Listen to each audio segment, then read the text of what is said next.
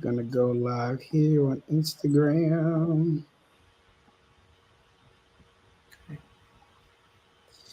We'll set up the live for everybody here I see it. It's live. inside of the group. There we go. Hopefully, we don't have a bunch of delays like we did the last time. But Well, on but Instagram, it's a little bit of a delay because I don't see your lips moving, but it's okay. I'm talking about a delay Oh, between us okay. talking. But yeah, Oh, okay. so cool. So we are live. What's going on, everybody? Andre Brown here from Andre Brown Photography and, of course, Bokeh Photo Summit. And today we're joined by the fabulous Felicia Reed, who is a portrait photographer and what I love most, a certified mindset coach based out of Texas. You're at San Antonio, right? Austin, capital, Austin, Austin. Texas. Yeah, bro. Okay.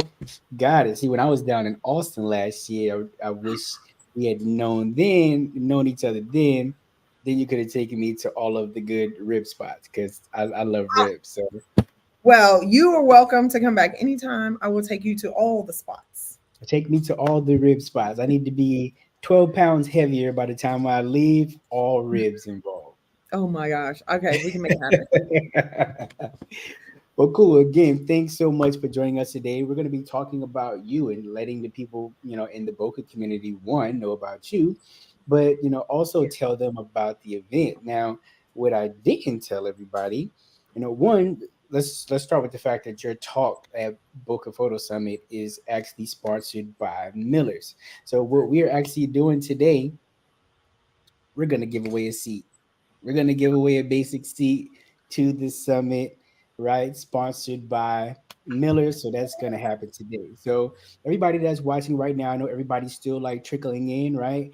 Be sure to share this with a friend. It's live on Felicia's Instagram, my Instagram, my what is it? My YouTube as well as the Boca Photo Summit group. So be sure you're live, tag people, let everybody know that we're gonna give away a seat today, sponsored by Felicia Reed as well as Miller's Photo Lab. So again, thanks, Felicia. So tell us a little bit about yourself. I've had the pleasure of getting to know more about you through the TPM community.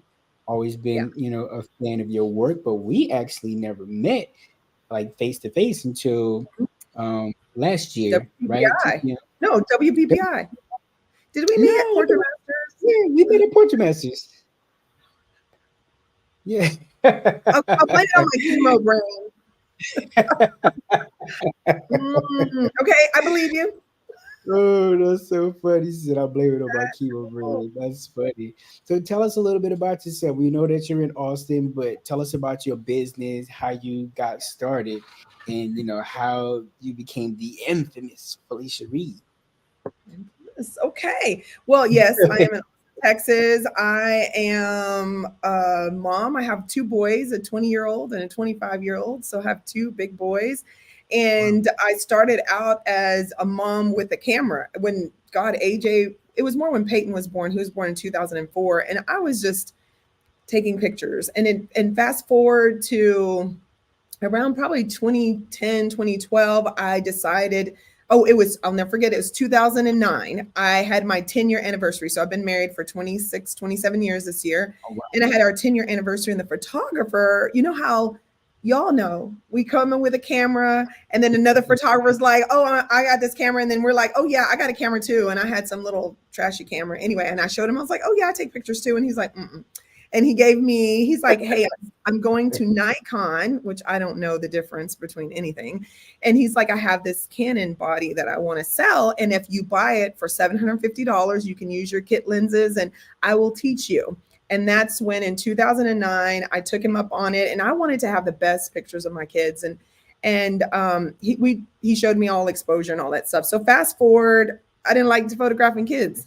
I was like, I don't want nothing to do one of your kids. I don't like it. I don't like weddings. I don't like doing any of this stuff. And I was at a meetup locally. Like I went to meetup.com to find like-minded individuals because it was a hobby. I was doing ultrasound. I was an ultrasound tech, x-ray tech, ultrasound tech. I worked at the hospital. So this was my hobby. And I found this meetup group, and then it was kind of like they were telling we were just photographing very young girls, and I decided, like, who's going to photograph me, like who's there to photograph a woman in my, I was in my 30s at the time. And so that's what kind of sparked it. I got more into the portraiture, and just started from there. That's kind of how I got started.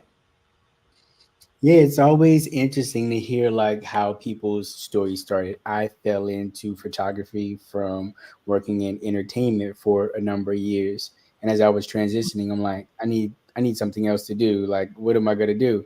Oh, I got this photography gear here. Let me go ahead Yeah. and do something with this photography gear. And I ironically I never expected to be at this place that I am now, educator, award winner, and that sort of thing, right? Build having a profitable business, Mhm. which I had other businesses in the past that were profitable. So it's, if you can run a business, you can run a business, right? But I True. never saw myself being a photographer because I've never, personally identified as somebody that is a creative, you Yeah. know? Hmm. Yeah. But it's funny because people say, "Oh, your work is so creative." I'm like, "Is it? Like that's just what I see, right?" Yeah, yeah, yeah. It's just, yeah, it's your gift. You don't, you see it as you see it. Other people are just wowed by it, and that's a lot of us. I don't see myself as a creative at all. I'm more of, I look at myself of more of a people person and a connector. And photography is just the vessel for me to deliver whatever it is that I need to deliver to them. Whether it's, and it was the same in ultrasound, right? And I think that's why I gravitate towards black and white so much, because I can see 256 shades of gray. Okay. And so I was empowering the patients. They weren't their diagnosis. I was empowering, I was listening to them.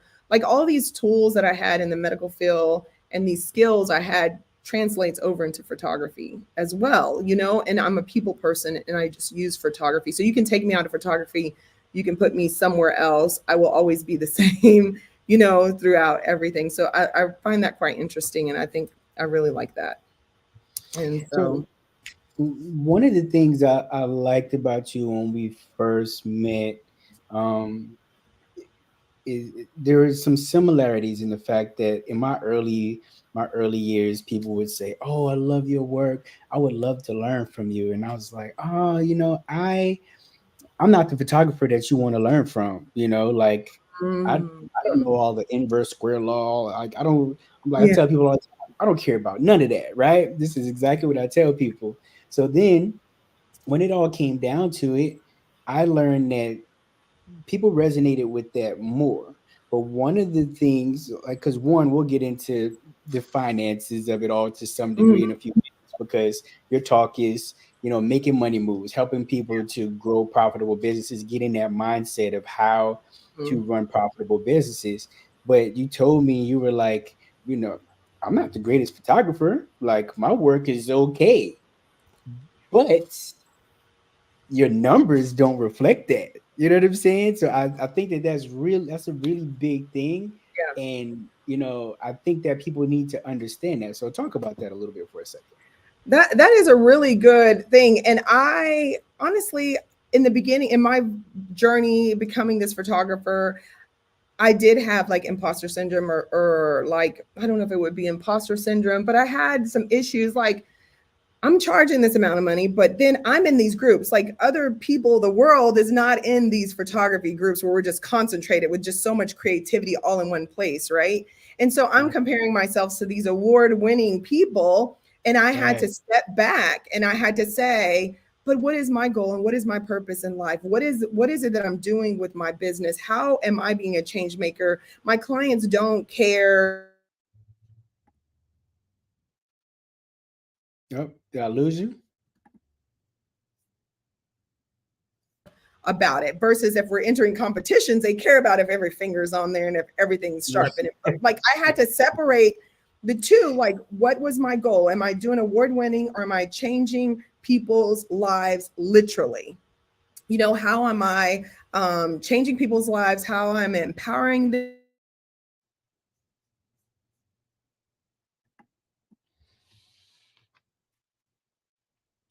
Looks like we got that lag coming up. Oh yeah, just a little bit. Yeah, there Can it you hear me goes. You're okay back. now? Yep, But I yeah, got you. and so and then what I quickly realized is that some of the people I looked up to, and because I looked at this as a business and this was my new career and I was going to be making money, I was going to do this. But some of the people I looked up to were the greatest of photographers, but not making any money. And I was like, where's the disconnect and how is that possible?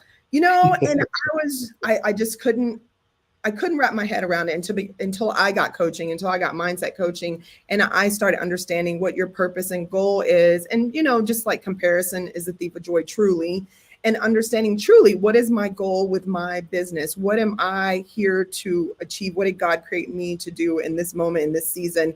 And for me, that was like I'm truly like helping people, whether it's in their relationship, whether it's falling in love with their body, whether it's empowering in their business to show up more confidently, whatever that looks like, because I'm a portrait photographer. And I had to overcome to take away the comparison thing and understand that I'm in the business of people. I'm not transactional. I'm relationship building. I'm creating community. Like I had to look at my business differently than just, oh, I'm creating this beautiful award-winning picture and all my energy goes in it. But I mean, people want to have this broke artist mentality. And I was like, yo, I'm not going to be a broke artist. I got a roof that I need to keep over my head.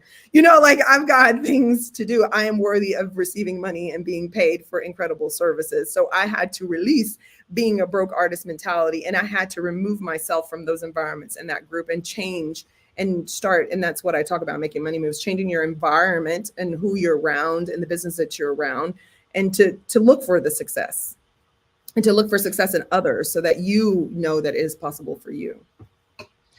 100%. Like I I know we all get caught up on like the money thing. Like people think a lot about like the money of it all, right? But I had a friend when I lived in California, um, who we worked in the same industry at the time, and his biggest thing was, I'm not focused on the money. I'm focused on a good experience for me, a good Mm, experience for the people that I'm working with, and the money will come.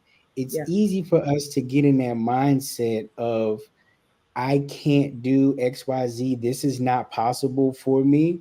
So you Mm, become the things that you think about the most, right? So now you're in that mindset of, I'm not able to, I'm not able to make six figures in my business, or I'm capped out at 70,000. There's no way that I can get to 250,000 or 500,000. All right. But you have to change your mindset behind it all in order to help you get there. Cause otherwise you just have that poor yeah. mindset, or the, what's my man's name? I can't think of Broke his name, but mindset. Broke stinking, mindset. having that stinking thinking, and you're not able to grow past that. So, tell us a little bit about your business itself, because you do all IPS, right? Yes. In person sales. Yes. Right. So, I find that, through the years being at the conferences, teaching, teaching on IPS, shooting for the sale, a lot of people just aren't, because, they're scared of the possibility of not making money, which I was there at one point, right? Yeah. I was there, like, my business was doing $250,000, and I was like, I'm not risking this 250 to try to go get 700, a million, or whatever, and I have to sell my way up there or whatever. So, tell us a little bit about your business in the IPS process, and so people can have a little bit of insight if they're not already doing IPS. How much information you want? Like what details are you talking about? Because I can go. There's so much about in-person sales. So I do IPS is in-person sales, and I shifted. Gosh, I don't remember when I shifted. I think it was more in 2020 when I really shifted to. I've always done in-person sales, but I shifted to immediate. For me as a portrait photographer, I can do immediate sales. Immediately do the photo Right. shoot, immediately doing the sales, and that helped with the energy of the client because they're really excited. I know I've had photo shoots from photographers and they telling me it's going to take 4 to 5 weeks to get my pictures. And I'm like, okay, you ruined it for me. Like, I'll take my own picture at this point. But anyways, and so I know as a client how I feel, and I want to stand out from the rest of the photographers, the rest of the industry. And I literally will turn over digitals in 3 days or less. Like, and so I do the in person, we do the photo shoot. Immediately I give enough time. I tell my client, we're going to be here, this is the amount of time you need to allow. I educate them from the beginning. They book me for the photo shoot, and then we do a wardrobe design consultation. We talk about what kind of wall art they want, what kind of product they want, what kind of legacy and prints that they want, and then I design the whole photo shoot around that product that they want. So I'm very strategic in the photo shoot because I'm photographing for the album or for a specific wall art design, or I'm photographing for their legacy box, or if it's just digitals, then I'm photographing for their brand, however that looks. And Right. then, so we've strategized that. Then in the photo shoot, they already know, okay, get your stuff together. I'll pull up the pictures right here on my laptop. I'll help you cull, trust the process. We cull everything down. They pay for right then and there what they want. To take away the buffer, because I don't do payment plans or anything, having a luxury brand studio, I have synchrony financing. So that's helped a lot. Be the middleman. And basically you could do 12 months, no interest, 18 months, no interest. We can offer it's not a firm. What is it called? Afterpay on Okay. not synchrony, on Square. Now Afterpay has up to $4,000 they can do Afterpay, but most of the Right. time it's synchrony, but not all the time. I don't always have to do payment plans, and my average is about $7,500 per client on average for the Nice. custom photo shoots. And I deliver, like I said, the digitals within 3 days, because immediately I want them to see what they want. I just need to get it to them immediately so they can start using them, so that they can start promoting their business. In turn, that's going to promote me. In turn, I'm just referral based. I don't do any paid ads or anything. So it's very important for me to turn over product quickly and to get into the clients so that they're raving about their experience. They're talking about it. They're sharing. I teach them how to share. Some of them Right. don't know how. I give them 30 days of social media. They'll say, "Oh, Felicia, I don't know how to talk about myself." I said, "Boo, I talk about myself all day. Let me help you." I literally sit there and I tell them, "This is the things you're going to talk about. These are the things you're going to talk about." Da da da da da. Like, I'm here to serve them in every capacity because I want them to be successful. When they're successful, I'm successful. They feeling happy. I'm feeling happy. They want to come back and spend more money with me. I have the largest amount of repeat clients these days. And so that's kind of how I do my in-person sales. And it's all about serving them at whatever capacity I possibly can, not just during the photo shoot, but long after. And it's like cultivating that long-term relationship with each and every one of my clients. Yeah, like that's super dope. It's funny because um when I'm at conferences and I talk about like my sales average, right? So my sales average for portrait sessions is 3650, right? And Mhm. people are like, "Oh my God, 3650, that's so much money." I'm like, it's not. There's people out there killing it But I way was beyond. there at one point. I was like, what? When? Right. There was a point where I was that way too. It's been like, I quit in 2016. So we're talking 2017 to now, is, getting that. So sometimes, yeah, I can feel what they feel. I felt what they felt before. Right. And but there's always that person that, is at the next level that you want to go to, right? But always strive for that. Like, don't look at it as, oh, that could never be me, right? Yeah. And I appreciate that, come August, these are the things that you're going to be talking to photographers about, of how they can get there. They can take those baby steps from, maybe they're doing shoot and burn now, right? But Mhm. then from there, they can get to a thousand or $1,200 sales average, to a 3,600, to a 5,000, 7,000, right? So, Yeah. and just being able to show people that it's possible versus a lot of fluff that's out there. You know what I'm saying?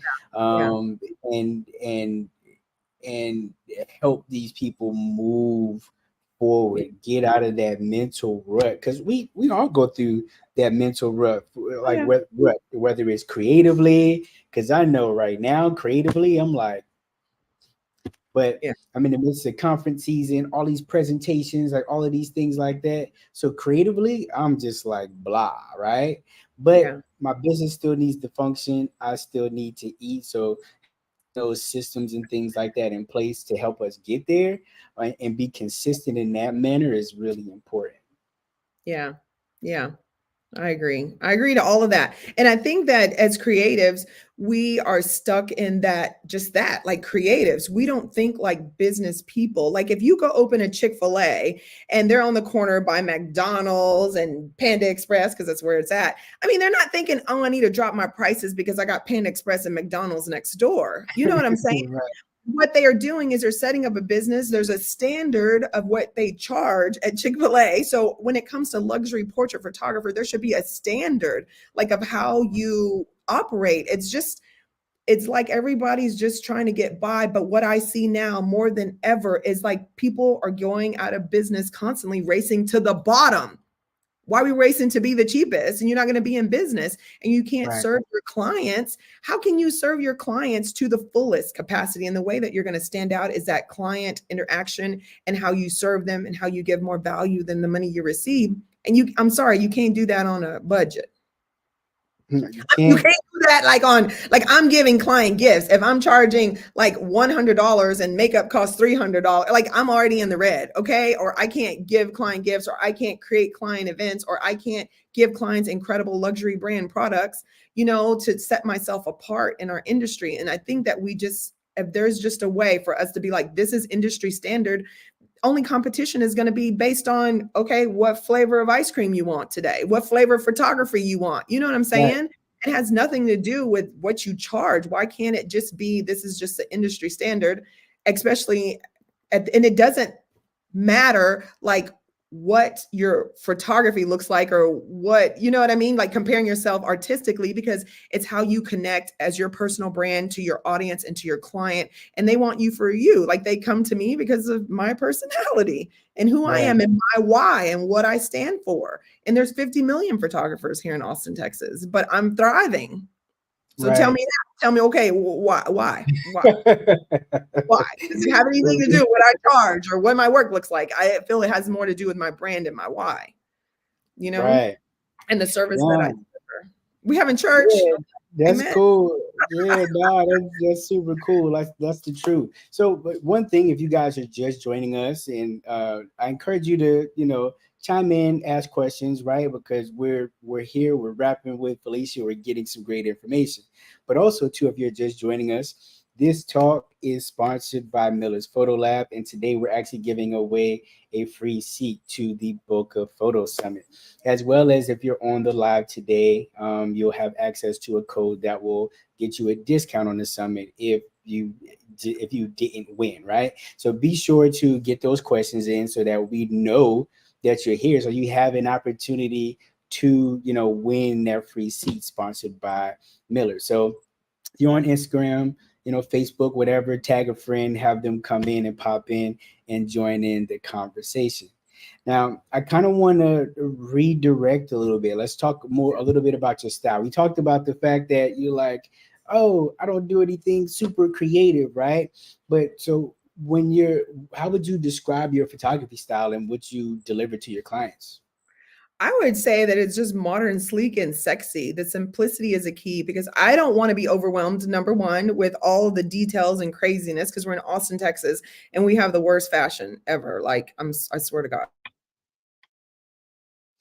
So I think I lost you there for a sec. You there? Men, like my demographic is a 40 plus demographic, so women over 40, and I'm 48. But I try to kind of keep it simple, timeless, classic. I love me a delicious black and white. I love like accentuating all the beautiful things about each of my clients, and that's kind of my brand. And I think they know that I'm well connected. They know that when they come to me, they're getting more than photography, they're getting my whole network. Like the whole photography thing, I just don't know, aside from photography, what to call me. I need another name, but that's it. Like it's so much more than why my clients come to me. And it just happens. I feel it just happens to be I'm an incredible photographer too. You know what I mean? Like I just have this skill.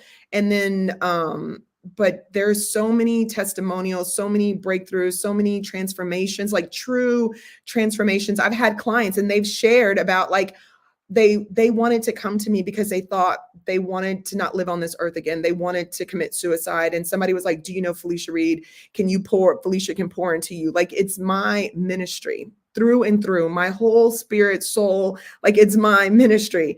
And I've had clients, that may have had marital problems or something, and the way that I connect with my clients on the phone, and I love, I'm a hopeless romantic. I've been married for almost like 30 years, and so I love connecting, and I've had my own coaching with love coaching. I've had all of these things, and I love connecting couples at a different level. So it truly is like my ministry. And I think that's just the word's gotten out, and this is what Felicia's about. She's an incredible photographer. She's an incredible empowerment coach, and she does incredible work that makes them look good and feel amazing. Because some of them have come to me and they said, I've had horrible pictures in the past, but I heard, I'm giving you this last chance. I've heard you were the one, and so I've been able to win them over.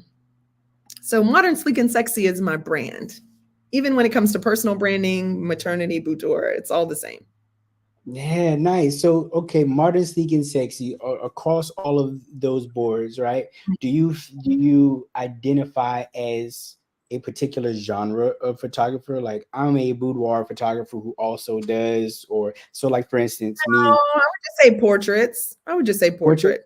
Yeah, studio Okay, portrait. got it.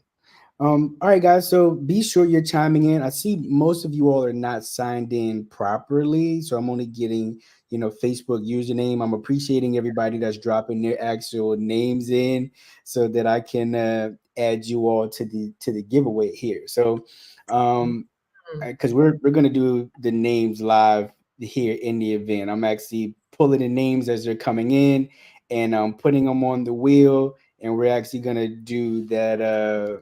We're gonna do that giveaway here I later have on. some So questions on Instagram. Should I answer those questions?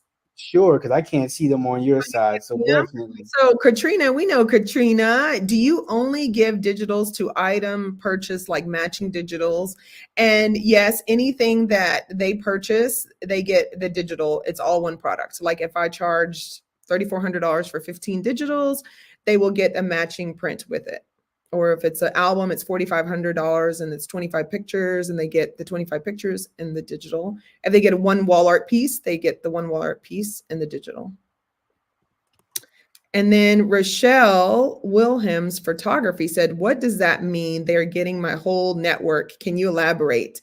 Meaning that I am the networking queen, and that is a part of making my making money moves course. And meaning that my clients, I figure out a way how I can serve them. What are they struggling with in their life and business? I'm always listening, and I'm asking them, what do they need? How can I support them? And I will connect them to my network, whether it's an attorney, whether it's a painter, a drug cleaner, a real estate agent. I will also have events at my studio, and that allows my clients to come in and connect with my whole network and other people in my network that they might need to know. I hope that All helped, right. Michelle. And then her last question is, you also mentioned mindset coaching. Can you speak more to that as well? I don't know. I don't know if that's one of Andre's questions. We'll see if he wants. Yeah, yeah. See, we definitely want to talk about the mindset stuff, right? So, again, I'm big on the mindset stuff. Like I was introduced to the idea of the training like roughly about 15 years ago, right? Yeah. So, I listened to or read the Zig Ziglars, the Brian Tracy's, all of that type of stuff, right? And it really helped change my perspective of just things that I was going through in my life. And like 2008 Right. 2008 killed me, right? With the whole economic downturn, with the housing situation, like that was crazy. And you end up kind of beating yourself up about these types of things or whatever. But I did notice that during that time, I'm in this mindset of like, oh, everything's bad, everything's going to shit, right? And Mhm. you're kind of stuck there until you start to make those transitions to think differently. Even in my own business, I was approached by an album company years ago. I was like, hey, we want to bring you on as an ambassador. And I was like, nah, you guys don't want me. I only do 10 albums a year. Like there's no, you know, there's no benefit to me being an ambassador for a brand. Mhm. And after that, I just started to think about it very different. I'm like, why am I only doing 10 albums a year? Then I started to focus in on my process and the way that I wanted things done. And then that Yeah, 10 albums a year became 10 albums per month, I know that's right? yeah. So you have to think about things very different. We can't focus on the negative stuff. We have to focus on the positive and moving forward. But I am not the certified mindset coach over here. I'm gonna let you take it from there. You better be specific and ask me some specific questions because I can go on tangents. So, what So specifically do you want to know that I can help so your audience with? So for somebody who is currently a shoot and burn photographer, right, who is trying to figure out one, like let's just say they're shoot and burn, they're doing 40,000, in their business right now, right? And maybe they have that mindset of I don't know how I can get from point A to point B. I don't know how do I get to 100,000? How do I get to 150,000? Right? Well, let's just say 100,000. Everybody wants the six figures, right? That's the magic number that everybody wants. Like what could you tell that photographer who's looking to transition, mentally and their business to go from that 40,000 to get them to the mindset that they need to be to hit that six-figure mark? Well, that is what okay, let me see. Where would I start? I would start with identity stuff. And that's who we are and how we see ourselves because sometimes we don't see ourselves worthy enough of receiving $100. So, what happens when you haven't received that money but you desire to? First of all, I would look for evidence of somebody that's done it.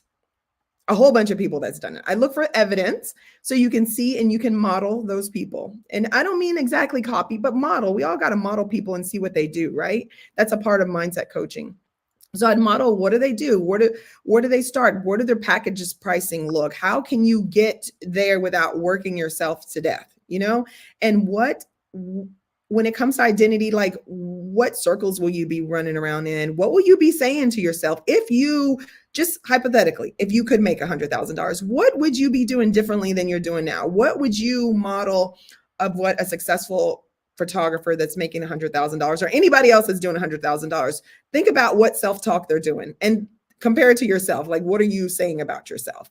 Think about like, what do you see when you have $100,000? How do you feel? You have to tap into what is it going to feel like? What am I going to see? What am I going to feel? What am I going to hear? And I love going to my Gmail. I love that little M. That Gmail means there's money coming in because I just love every morning I wake up. Most people got bad news coming in their Gmail. To me, I'm like, I know another lead's there. I know that an invoice is being bling. Like in my mind, I've associated Gmail with all good things. And that's what happens because what you think on expands. So I'd work on my identity. And then you can work on all this mindset all you want, which mindset needs to be like the number one thing, but you have to take inspired action. And you have to go ahead and once you've modeled it, decide what kind of products you want to sell. You want to sell albums from Miller's, you want to, sell their prints and stuff or some of their wall art, whatever that is, figure out how much that's going to cost because you got to do a cost of doing business. If I'm going to make $100,000, it's not just my business making $100,000. What do I want to make out of that? Because that's maybe 100,000 that's going to run your whole business. But what kind of money are you going to bring home? And Right. put that in there, factor that all in so you can figure out what your average sale is and how many times a week do you want to work. And based on knowing how many times a week you want to work, how much you want to make a year, you can figure out how much your average sale needs to be. You know what I mean? You just break it down 48 weeks. If you want to work 48 weeks a year and you only want to work 2 days a week, you do the math, and you'll know about what your average sale has to be so you can run your business. And I have a studio. It's gonna probably be much cheaper if you don't have a studio. So your overhead won't be as much. So you can easily like charge like 12,000. I mean, yes, Lord, 12,000. Yes. Yeah. I mean, 12, a minimum of 1,200, 2,400, $2,000 or whatever. And just kind of start there. But there needs to be a system and the mindset needs to be, okay, all of y'all are here looking live. And if you're in shoot and burn or you're just trying to figure out how you get to that next level, it's like, look at us. We've done it. I've been there. I've done shoot and burns. I did 70. Let me tell y'all something. I did $75 photo shoots. And guess what happened? They told me I was too expensive. So I didn't book a lot of $75 photo shoots. Right. I did not book a lot of $75 photo shoots. They said I was too expensive. So I raised my prices to like $450, running after kids, all these things. They told me I was too expensive at $450. I didn't have a profitable business at $450 until I started charging like $3,400 and 4,500, 6,000. I started making money and I have a profitable business. And they don't say that I'm too expensive. They say, I'm saving my coins, Felicia. I'm saving my coins for you. But do you see the mentality? At $75, Felicia Reed was too expensive. At 450, I was too expensive and I didn't have a profitable business. You know what I mean? And so it's all your mindset. Watch us that are modeling it for you. I love that, Andre is putting this together and he's showing more people of color actually doing the dang thing, because I didn't have a mentor that was a person of color. I still don't to this day. I have a mindset coach now. I have two coaches that are mindset coaches that are people of color, women of color. But the point is, like, you see the evidence and it can be done. And the thing is, you need to do the work, because all of you on here looking, even when I go and speak at places, I'm like, there's no competition, because y'all all ain't going to do the work at the same energy, like only a couple of you going to do the work. There's no competition. The ones that do the Right. work is going to make it. Period. Yeah. If you're looking around, you running and you looking around, you trying to get to your destination and you rubbernecking on the freeway, you fixing to run into a wall. Okay. You got to keep your eye on the prize. Period. Like, I'm staying here. If you're looking at what everybody else is doing, you wrecked, Right.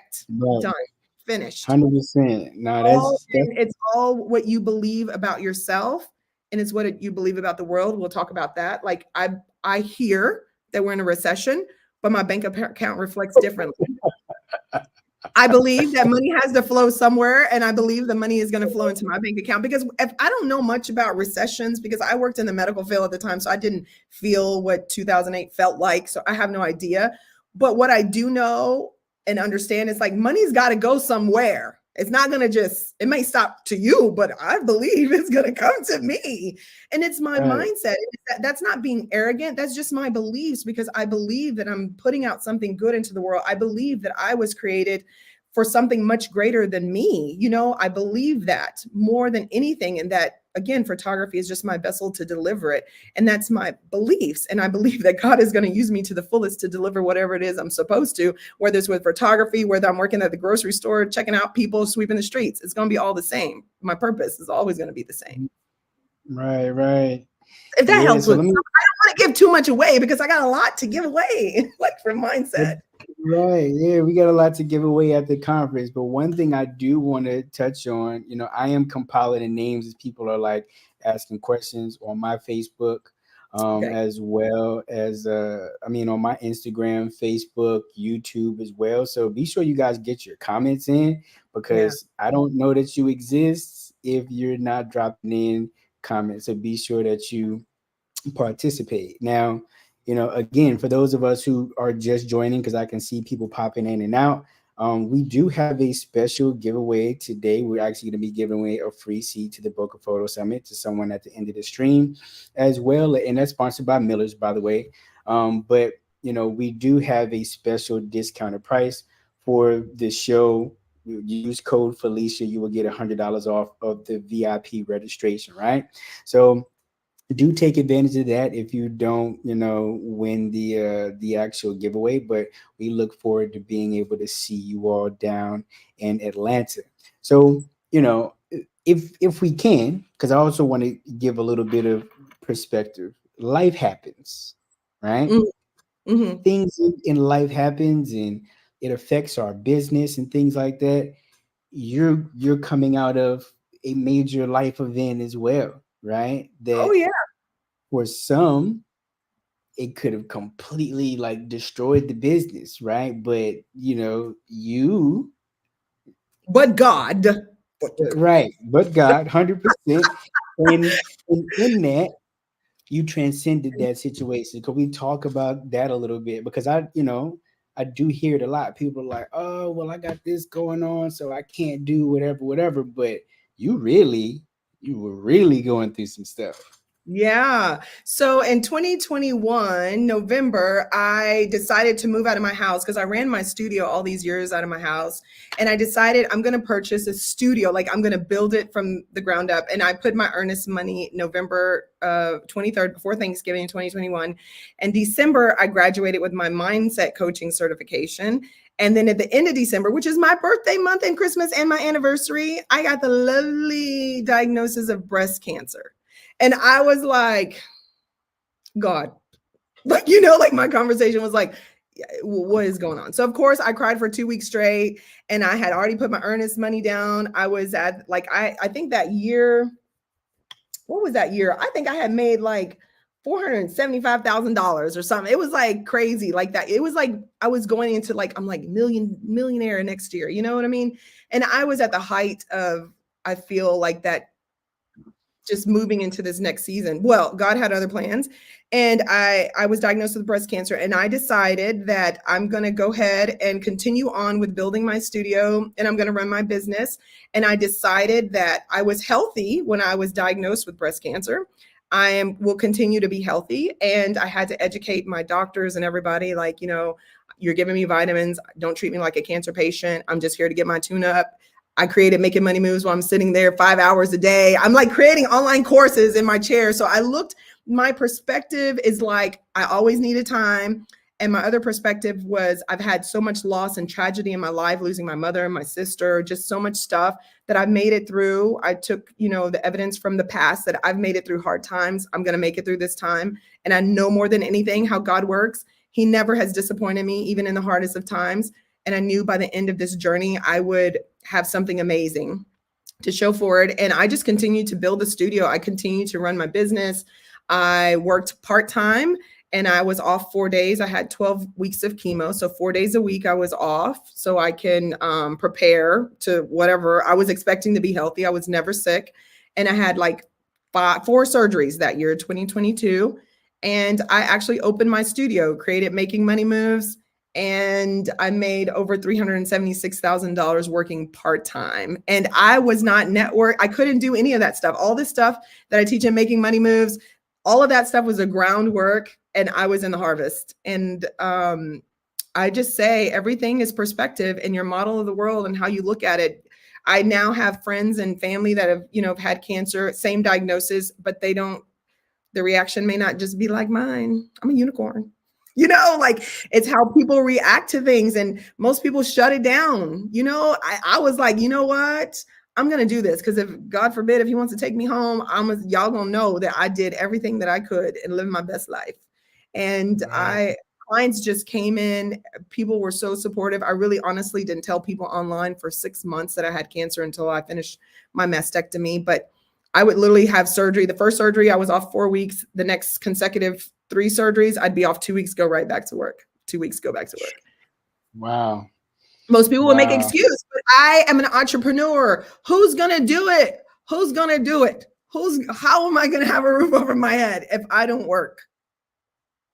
And Yeah, I didn't want 100, my husband to be 100%. stressed out. I didn't want him to have that kind of stress. And I didn't want to be babied. I wanted to take this opportunity because I knew there was some like serious like growth that I was going to have at the end of this. Like I was like, okay, let's chat. I'm ready for the challenge. Let's do it. So yeah, if I can make money with cancer, y'all, just saying.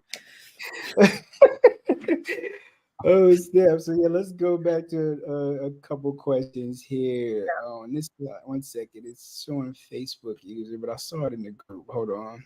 Oh, okay. But Katrina's asking, how many sessions will you capture in one day? I find, somebody commented it moved it. Oh, it says I find it hard to do more than one in a day for me. So custom sessions is just I photograph Monday and Wednesday, right? I mean Mondays and Fridays right now. And custom sessions are one a day because someone asked that question. I start at 9:30 in the morning and I go to 2:30 because I give them all day. It's all day thing. Because there's hair, makeup, wardrobe. I let them just enjoy their day. It's like a spa day.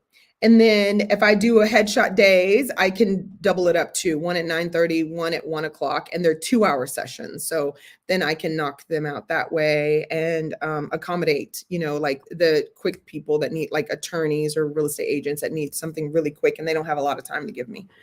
And so I do those a couple times a month. But yeah, I do about 10 custom client, 8 to 10 custom clients a month, meaning the all day, like 9:30 to 2:30. Wow, that's a lot there. Um, let's see. Go to another one. How do you know when it's time to go full time and when to transition to photography full time? It's a good one. That is a very good one. And I don't think I'm probably the best one to ask because my circumstances were just a little bit different than most people because I had a husband that had me covered, right? So I was able to, and I had a career. I did ultrasound and I decided to quit in 2016 because I just couldn't take it anymore. I had made it to the top pay grade. They weren't giving me any more raises. They were finding reasons not to give me a raise. And I decided I'm going to quit and figure out, stay at home, take care of my middle schooler. And my husband's like, just stay at home and take care of the house and take care of everything. I've worked all my life. That was at the age of 40. And I quickly decided a month later that I cannot be a stay-at-home mother. And so I decided I had nothing to lose and all to gain. I had already been practicing and I had mentors. And I was just like, I'm going to just go full on. And I just started networking and stuff. My goal was to network until I didn't have to introduce myself in rooms. And so that's just kind of what I did. So my story is a little bit different. So I don't know what I would have done different, but I truly believe with my heart, if you could just start just making the money, like if you could just start charging luxury prices part-time and just know, because I worked, okay, y'all, okay, I worked part-time. Okay, I did not work full-time when I was going through cancer. So if I can make $376,000 part-time, I think you work in a full-time job, knowing that that job is providing for you and has a roof over your head, amen, that you can just start charging some luxury prices on the side. And then imagine, that will be all the evidence that you need. Like next year, I'm not working this other job, but it's okay to have two jobs, okay? It's okay to have a full-time job that's supporting your education, your personal development, your the lenses and the lighting and the things that you need, and on the side, your side hustle can be bringing you six figures easily. Right. So Right. So let me chime in on that for a second. So I tell photographers all the time, like being full time it's not a thing. Like there's that mindset I have to be full time. If you have a job that enables you to be able to do both, then do that. One of the benefits that I had when I first came into photography was I worked in the music industry prior to this. I'd mhm, saved a lot of money. I'm a money hoarder, right? I like to see the number grow, right? yeah, So that was more attractive for me than buying anything, right? But it put me in a position that when I started in photography and I have my wedding rate, now keep in mind, my initial wedding rates, right? 'Cause people say, oh, you start off with weddings, you should do weddings for $500. I'm like, I'm not doing that, right? Like, I'm not getting the first ones out for 500. My initial starting price was 1750. That was like my base package, the one that we didn't want anybody to book. 1750, 2500, 3750. Those were my prices out of the gate. love Well, if somebody comes in and they say, hey, well, that's too expensive, I don't want to pay that, you can walk away because you don't need that money. Your job is already taking care of whatever it is that you have going on at home, right? exactly. You Yes. don't need that money. It's easy for you to take the jobs that you want to take. It's not a flex that, oh, full time, like that. None of that matters. That is an ego thing. Get your money. And if 2020 didn't teach you anything else, is to teach you to keep your job as long as you Yeah. possibly can. Because when the world shuts down and we're in a situation where people can't commune and be able to take photographs and things of that nature, where's the flex in being, full time at that point, right? Yeah. Exactly. Exactly. And I think that's what people Full time, it's just very subjective on what that looks like. Cause I know a photographer that's like, God, she's making almost $1 million and she has a whole full time business. And, she does this on Saturday and Sunday in her house. And she just built a $2 million house and her studio's there. And she's just happy. And I think you take the energy from, I don't have to do this. And this is what I want to do. And this is how much I want to charge. And then this is a service I want to give my clients. And she gives them incredible service. Like, there's evidence. I see evidence. You have to look for the evidence in other people. And the majority around you won't be making money because, again, not everybody's going to be doing it.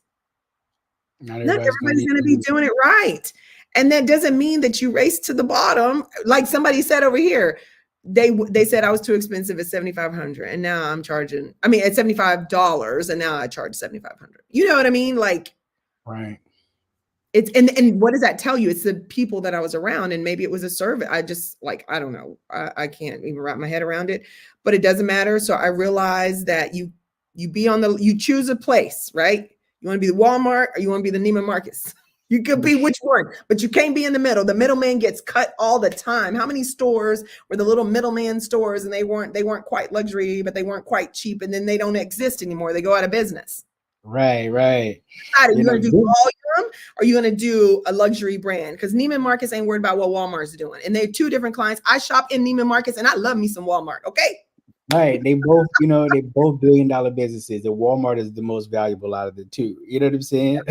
Yeah. So, that is what it is. Vince actually has a really good question. He says, since you've been married for 35 years, how do you balance um, family life and commitment to the pursuit of running a successful business? It's no different than me working a full-time job as a woman. I mean, if I worked outside of the home, it's all the same, and I have work hours. So honestly, to be honest, I have a work schedule. I mean, I have an ideal work week, an ideal work day. And I've always, since remember, I worked out of my home and my kids were smaller. Now they're graduating, gone. So I always worked at 9:30 a.m. to 2:30 so I can get the kids to school and then I could get off in time to get them out of school. So I just kind of kept that schedule. It felt good. I was just used to it. And I do Monday, Wednesday, and Friday. I'm always home to cook dinner. I really don't cook anymore. I hope my husband not watching. Be like, she lied. I cooked last night. And then in the weekends, like Sunday is my family. Like I don't really do anything unless a client's coming from out of town or there's some extreme, but it's like my family day. And then Saturday, my husband works on Saturday morning. So usually I do wardrobe design consultations from like 9 in the morning till about noon, because I just wake up and I'm like, tell my clients, they're working people too. Get in your pajamas. Let's go through your clothes. We can do it on Saturday in the morning real fast. And the rest of the day, I can go to brunch. I can do whatever. That's how I do my work-life balance. And when the kids were in school, that's how I could get off in time enough to get them to take them to their football, basketball, whatever they was doing. And we would travel on the weekends out of town, Nice. with all that basket, what do you call that stuff? They're not even NBA AAU players. and all of that. All the money we put into that, millions of dollars, and they're not even NBA players, but I love them. We did all that. We did all of that. So I hope that helps. It's no different than I mean, me being as an entrepreneur, you have, and I think that's what entrepreneurs forget is they just work all times of hours. There's no boundaries. People could just be calling all day. I have a specific Calendly link that I use just like you, Andre. And it's like, these are the hours I'm available right after a photo shoot. On Tuesdays is my coaching day. Like today is Wednesday. So I'll do any calls, or I'm in my master mindset coaching certification program. So I know I can get all my education now. I don't graduate till July. So I know Wednesdays are already cut off. And then whenever it opens up, I'll just open it up to another photo shoot day or go dark day or networking day. Everything's strategized in my business. Nice. There was a question. Let me see who asked it on this side. The question was, where'd it go? Sorry. Pamela is asking, how many networking events did you do per month in the beginning compared to where you are now? A lot. Have a whole course, networking like a boss.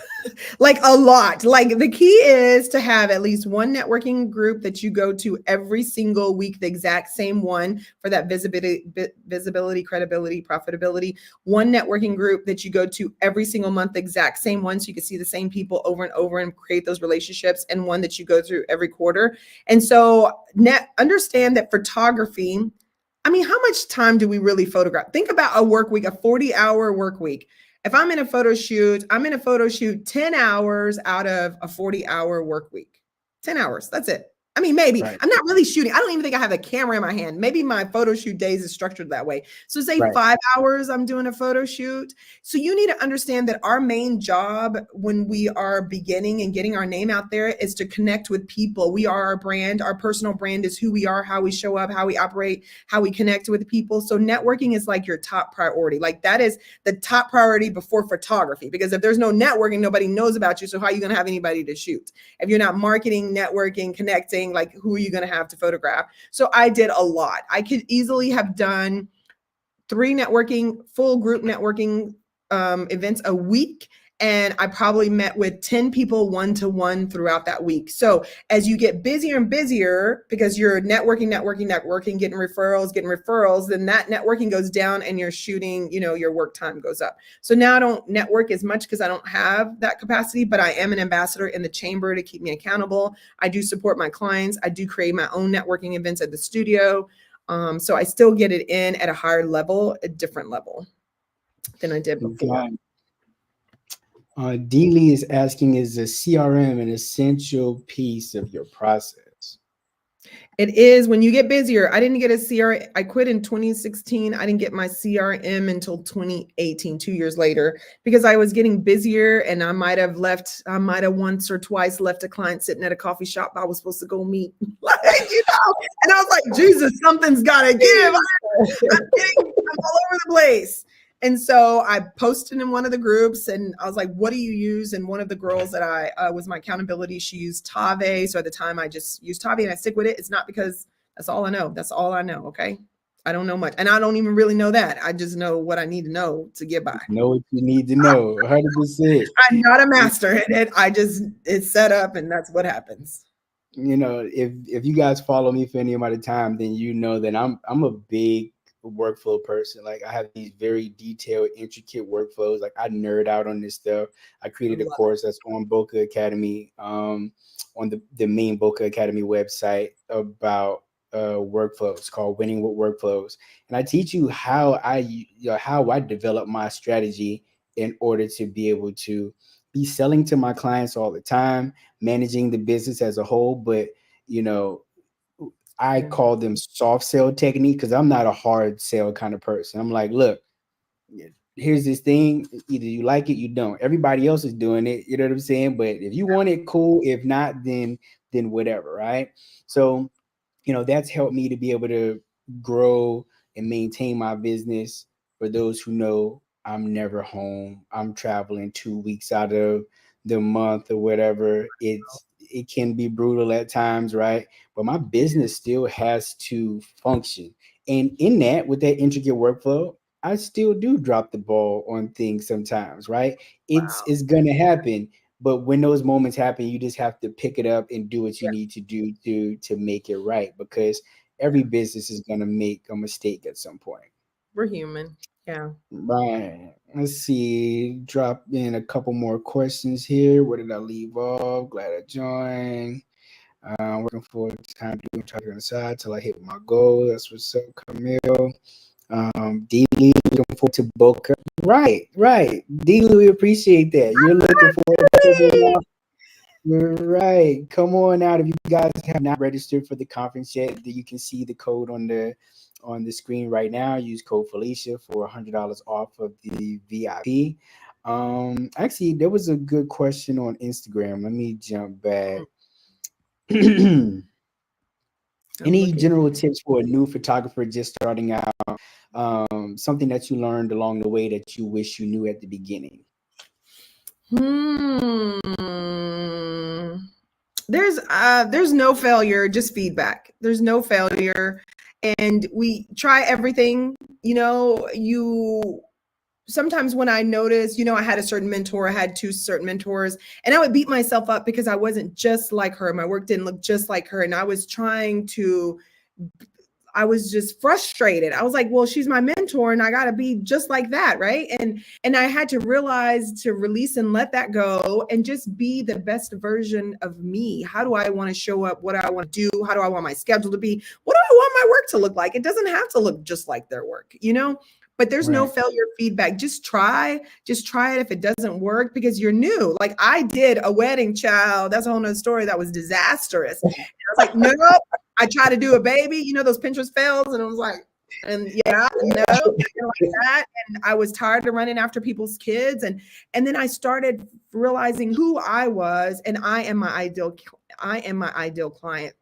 I needed exactly what I was giving my clients. So as I worked through whatever I was going through, and I started sharing my empowering story through this whole journey, since 2016, being the oldest of 7, the only one to graduate high school and college, the one getting out of the way and trying something new, like sharing my empowering story, it started to helping me towards my photography, what it looks like, what it means, my why, and all of that. And so it's okay to be you, to do it your way, because you might like, I don't like how they do it. Well, you don't have to. I don't know how many mentors. I don't do 100% of the way they do things. I take away pieces that I feel that feels good for me, for what I want to do. And I'm okay with that. And sometimes I get into it with some of them and they're like, well, and I'm like, but I made more money than you. And I did it this way. Like, it's not just one way of doing things. I mean, they're just understand your mentors are a guide. They're just guides. We're here to guide you. And it's important for you to follow your heart and what it feels good to you and your greater purpose for whatever you're doing in photography. How is it for the greater good? What is it? What are you going to do with what you're doing? How's it going to help somebody? And that's only going to be designed around who you are. I hope that's a long question, but I hope that helps. Nah, that works. Here's another good one. I mean, we kind of talked through this, so maybe the person wasn't on at the time. And if you hear your question, I don't have your name because you're not logged in on the Facebook side. I only have an Instagram handle, but chime in on Facebook so I can get your name to add it to the giveaway. But the question is, how do you guys exactly go about marketing and acquiring or attracting your higher paying clients?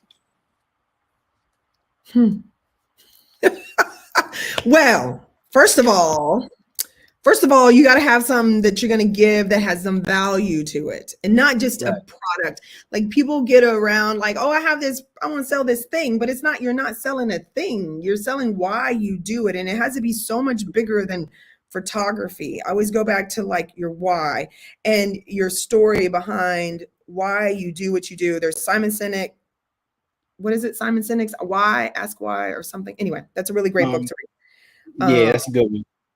So it's about why you do it. And so creating this product that has incredible value, more value than the money you will be receiving. And once you're locked in on that and you believe in it and you love it and you will go invest in it, because I think one thing y'all got to do if you haven't done it is go hire a photographer. Stop trading. I mean, trading is good sometimes, but I need you to go hire a photographer that you're going to spend $8,000 with, $10,000, $15,000, and see the experience and do it for yourself. Because if you don't believe that it's worth paying for or buying, then you have that energy. This is mindset. Then you will, when you're trying to sell it, you don't believe it's worth it because you haven't done it. So I think that's the energy that's going to come across in your marketing, and you will have hesitation to ask for the money.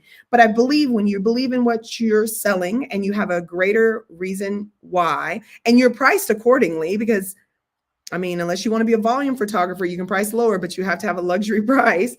Then it'll sell itself. I feel it'll sell itself. You talking about, you're giving client testimonials, you're creating FOMO, you're showing behind the scenes, you're showing them practical ways of doing things. It's just how you show up, and you're telling their stories, and you're empowering them in some way that they will sell you. My marketing is my client selling me. My marketing is me showing up on Instagram. My marketing is me putting out a newsletter and a blog post about something of value that's going to serve and help someone.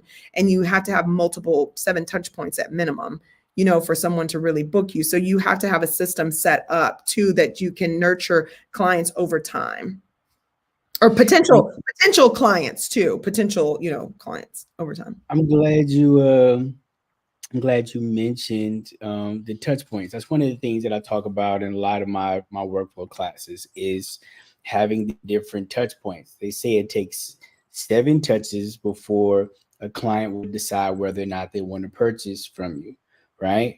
Your one post on Instagram is not enough, right? Your one phone call or text message, it's not enough. And you have to meet them where they are. That's a whole talk for another day, right? Because we could go deep, like just into that portion, right? But Yeah. in terms of me, in terms of growing the clientele that I want, remember, mainly a wedding photographer, mainly identified as a wedding photographer, but I do portraits as well. Yeah. And for me, the thing was, I was willing to spend the money in order to shoot the content that I wanted to show my potential clients. So I understand that not everybody can do that, right? Now, for instance, we're here in Atlanta, which the wedding market here is very wedding planner driven, right? If you Mhm. can't shoot decor, or they don't think you can shoot decor, they'll tell their clients not to hire you. Simple as that. So it's like, Wow. well, how does one get on luxury weddings? Well, at some point, somebody will give you a shot, possibly, and that be a thing.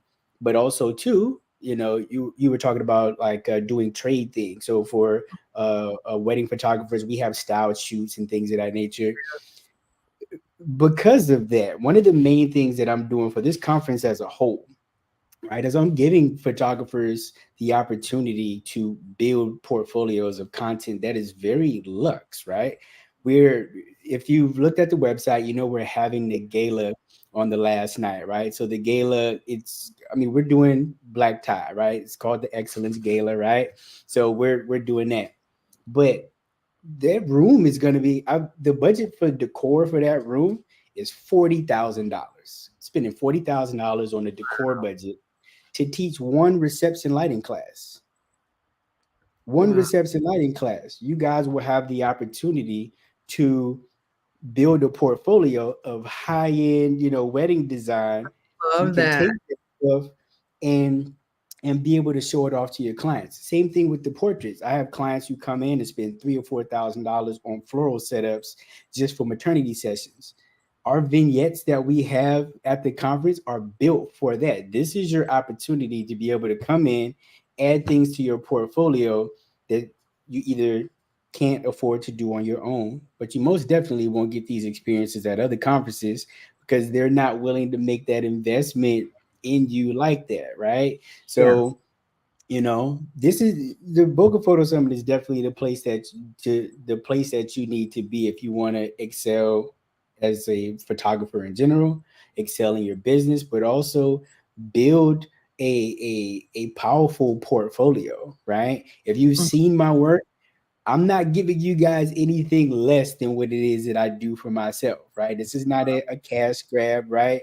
You guys are coming in, you're learning from, some of the best photographers in the business, people that I, know, like, and respect based on their business acumen, their, lighting and technical skills and things of that nature to be able to help you to level up because that's what conferences are are all about. Conferences, well, that's what that's what the whole learning experience is all about. But keep in mind, you have different levels of learning. You have, conferences and you have workshops, and technically they're miles apart in terms of what you get, but they're also miles apart in terms of price point, right? Yeah. And what I'm doing is living somewhere in between. So as opposed to $1,500, one day or 2 day maybe workshop, you're in at the conference and you're basically getting a workshop experience, but for about a conference price, right? So, keep that in mind. And again, if you want to sign up, then you can use code Felicia for $100 off. I'm actually just going to chime into a couple of more questions because I'm giving people the opportunity to get their names in. Let's see. Oh, there goes one more that popped in. Lynette, I see you. Got you there. Someone said, Um, how many packages is too many for your website? Like, at what point will it overwhelm the client? I just keep it simple. Three choices: small, medium, large. yeah, small, medium, large. Basically, I do the same thing on my side. I do 3 packages. So yep, yeah. Where was Lynette's question? Thank you so much for your great advice. No failure, just feedback. Right, 100%. No failure, just feedback. Sometimes it takes that L to be able to make you excel to the next place that you're trying to go. So don't be afraid of those failures. Um, Cynthia says, in the past, I tried hiring three amazing photographers and none of them wanted to photograph me. I gave up. I don't want my clients to ever feel that way. That is Cynthia, you got me and you got Andre. Which one you want? Come to Austin. right, right.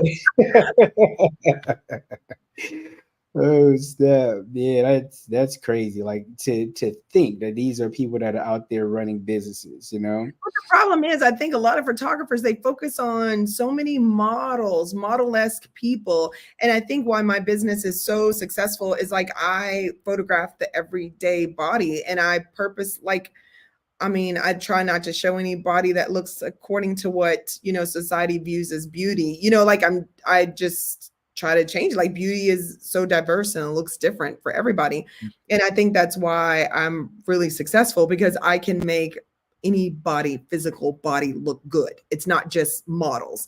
And I see a lot of new photographers and stuff, but that's what they do at a lot of these conferences or walkabouts or whatever we call it, meetups, is they have model-esque kind of people, and that's a problem because maybe your audience with the money, like, I don't look like that.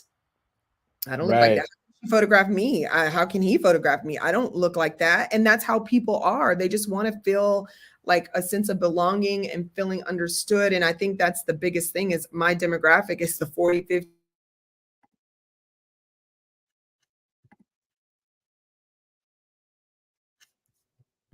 Oh, um, we That froze up. they're more independent. The that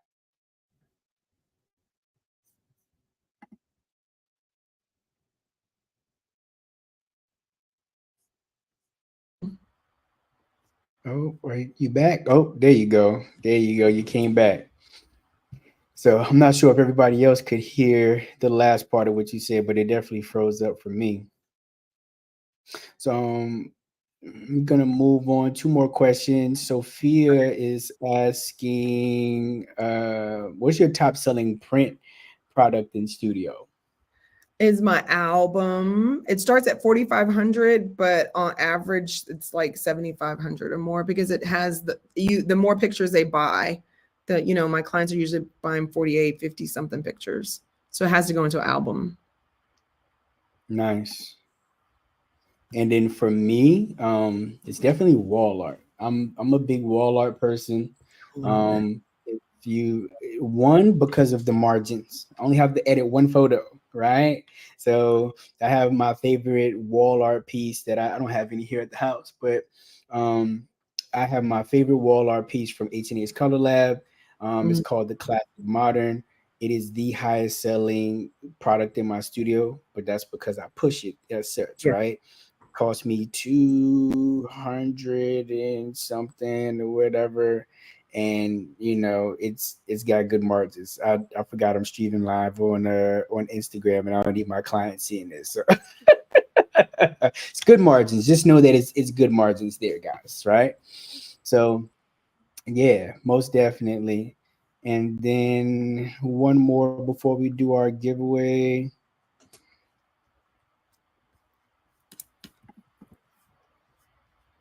No, that photographer printer. Okay, is there ever a balance of photographing everyday people versus shooting models? I know you kind of touched on that a second ago. I'm gonna chime in for a second. I hate photographing models. Can't stand photographing models because they get too modelly. You know what I'm saying? It becomes like, something that's basic turns into all of that. Like I don't need all of that. I'm not on top model. You know what I'm saying? I can't stand photographing models because a lot of them can't turn that off, right? In order for me to be able to get to the shot that I want to get. Now, in all fairness, um, most photographers can't pose. I can't pose people at That's it. all. That's it. You That's it. know, so when you're relying on the model to do all of the work, then you have like these over the top photos that again are going to turn off your regular everyday people because they don't think that they look like that, right? but you're also not learning how to pose people properly. You know what I'm saying? So you have to get in that place where you're learning how to pose your clients, because they are not what these models are going to be Do I on need to do the posing class at Bokeh? Do you need to add me on another day? I'll do a whole posing class. I'm the posing queen. yeah, it'd be great to get you in there, doing one of the walks or something like that, talking about like posing for your sessions and things like Yeah, that. everyday body, but I can't have a model esque. I need like a woman size 10, 14, 15, 16, whatever. Like you need a woman. You need a man that has, that's the challenge, is people making people look amazing in their bodies, not making them look skinnier or making them, right? It's about how do you make the person look like the best version of themselves? Because it's a Right. fine line you walk in photography as vanity. It's like you don't want to be catfishing people and you don't want to just be slimming people down, but you just want to make, even I've gained like 40 pounds after having chemo. I just want to look like the best version of me in this season, and that can be a challenge. And I'm very picky. There are not many, I don't know any photographers that really photograph me aside from Rhea. She did boudoir. I won't let anybody else photograph me. So I'm right there with Cynthia, like, like they will try and they won't make me look good. I will just be like, And if you guys aren't familiar, she's actually talking about Rhea Rouse, who will be at the Bokeh Photo Summit as well. She's an instructor. She's going to be teaching us some boudoir. Like, her work is fantastic. I've been following her for a while now. So once it got time for me to go through that process of looking for speakers, she was definitely one that I was planning on reaching out to. And it just so happens that she and Felicia were friends. So she made the connection and we were able to have her come and join us. She's one of our fellow Atlanteans, of which, phenomenal. if you're watching this, if you are watching this, Rhea, we were supposed to do lunch like a month ago. Like, what's going on? What's going on? She is phenomenal at posing. She poses real bodies, real bodies. I mean, for real bodies. Not no little bitty. I ain't nothing getting skinny people. I was a skinny person, but I'm just saying there's more everyday average bodies out there, and these people want to look good. They want to celebrate themselves. They want to see there's something powerful about a portrait and how it can change the way someone feels and sees themselves. And I'm just telling y'all, the models is fine, but are they paying you? If they paying, you can do them all day and all night. They paying 300,000 a year, you do them all day and all night, okay? If they're not paying you, find somebody else to photograph. Are you gonna stay? Right, Period. right.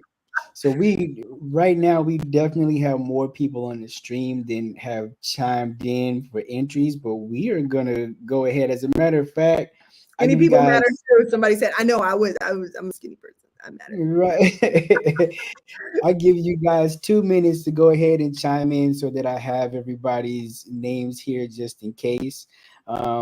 In that amount of time, Felicia, if you can just kind of give a little bit of insight on what people can expect to learn when they come out to, join you in your class at the Boca Photo Summit.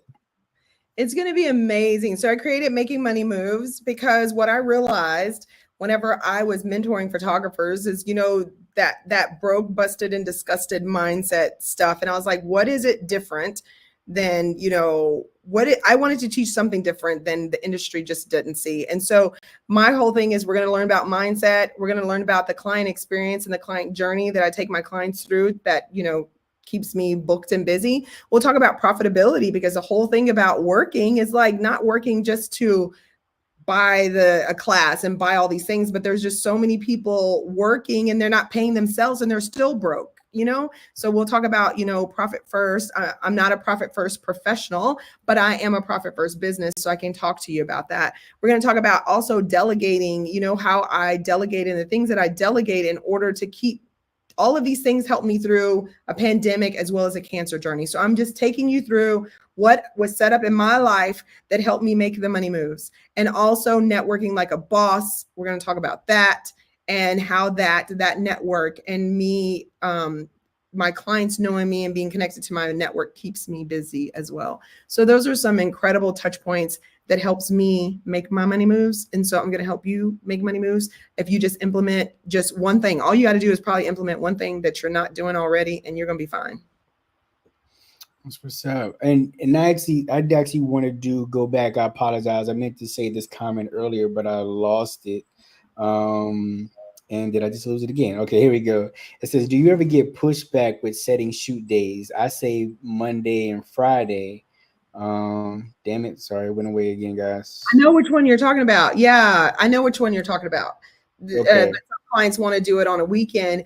Now, this is about setting boundaries, right? Right. I have my schedule. Now, I will give away a Saturday any day and all night if I can find a makeup artist, number one, because it's hard to find in Austin, Texas on the weekend. And number two, if they go ahead and give me $4,000 minimum down payment, I will give up a Saturday in a heartbeat. But they don't. So I say, yes, you can have a Saturday. It's $4,000 minimum. But they're like, oh, no, no, no. I'll take a Monday or Friday.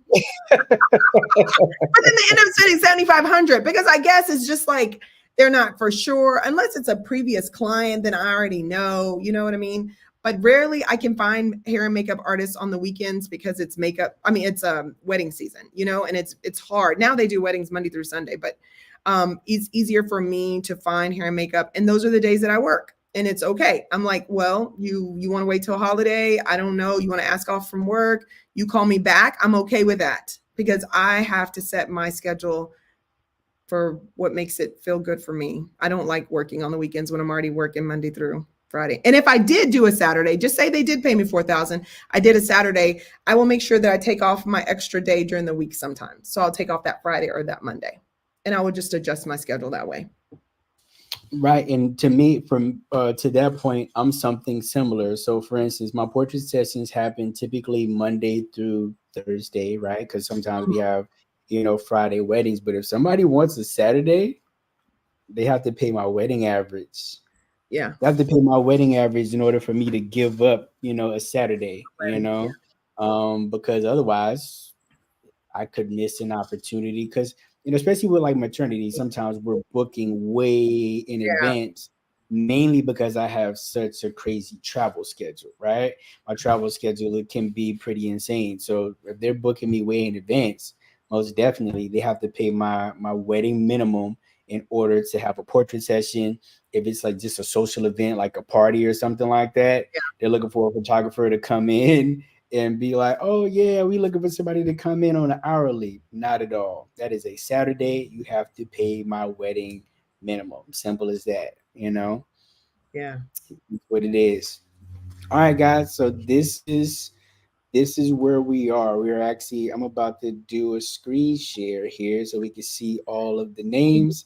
Ooh. Completely random for this giveaway for the spot at the Bokeh Photo Summit. Now this is the basic seat. If you have a basic seat, we already, then we'll upgrade you to the VIP, so you'll be all situated there. Um, but good luck to you all, and be sure that you contact me, and then also be sure that when you make your announcement that you tag Millers. Right, Millers is the one who's sponsoring Felicia's talk.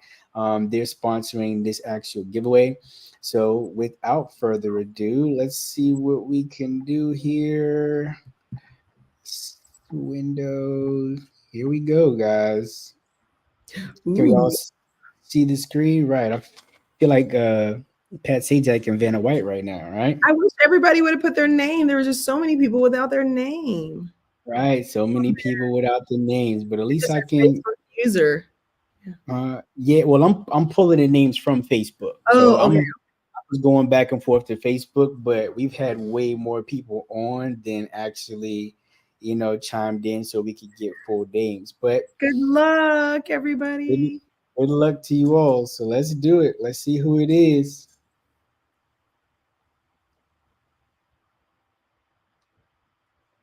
Whoa, that was close.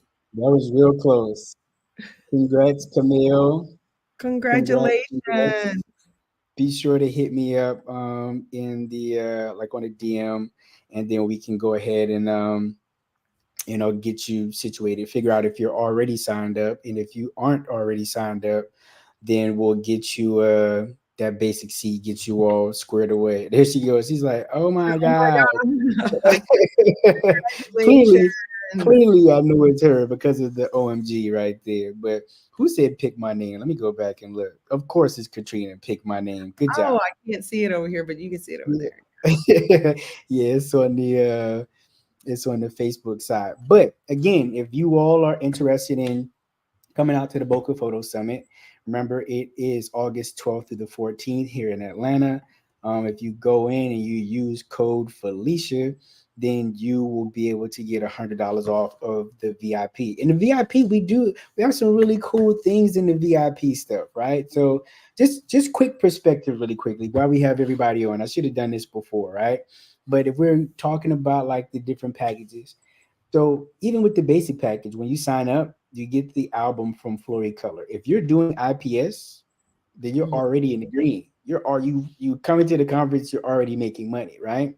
But H&H Color Lab, this is not on the site yet, so you guys are getting exclusive information. But I don't have a picture of it yet. But one of the products that I was talking about earlier that is my favorite product from H&H. Everybody who comes to the conference and they sign up for VIP is getting a free wall portrait from H&H Color Lab. Ooh. I sell that wall portrait for $1,500, right? I sell that wall portrait for $1,500. So you're getting the free album as well as the VIP, wall art, in the VIP. So you come to the conference, you're gonna get some game from Felicia to help you figure out how to sell those products, right? So you can get a $7,500 average. I'm gonna be first seat in that class, so I can get my average up to 7,500. And I'm throwing elbows to everybody who's in the way when I'm trying to get my seat. But yeah, like, so if you guys have any questions, definitely chime in the group. If you're watching on one of the other platforms and you're not inside of the group, come sign up in the group. We actually do a free photo challenge every single month. This month's photo is hard light, and we're giving away prizes by different sponsors, companies that I'm affiliated with. So we've had everything from Westcott, the Background Town, Intuition.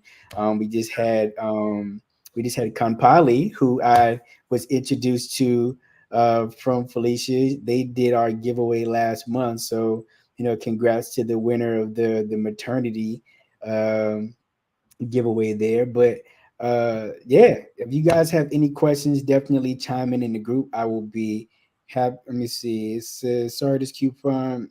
Derek is saying that the coupon isn't working, but you might be doing the basic and not the VIP. So um check that and be sure.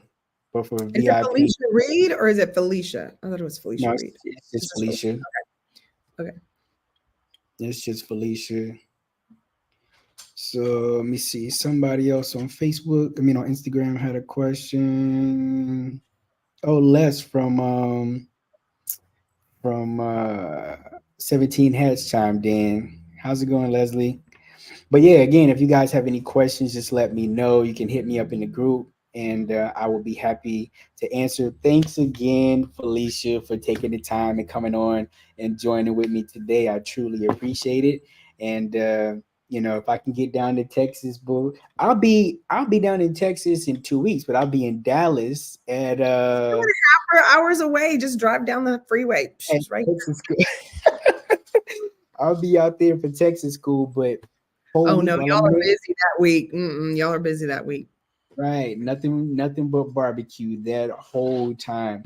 Vince says, thanks for this. I appreciate it, Vince. Vince, you're always around. You're always supporting. I appreciate you, bro. Um, and again, thank you all for stopping by. Use code Felicia if you want to go ahead and capitalize on that $100 off. And then I look forward to seeing you all in August. All right. All right, later, everybody. Thank you.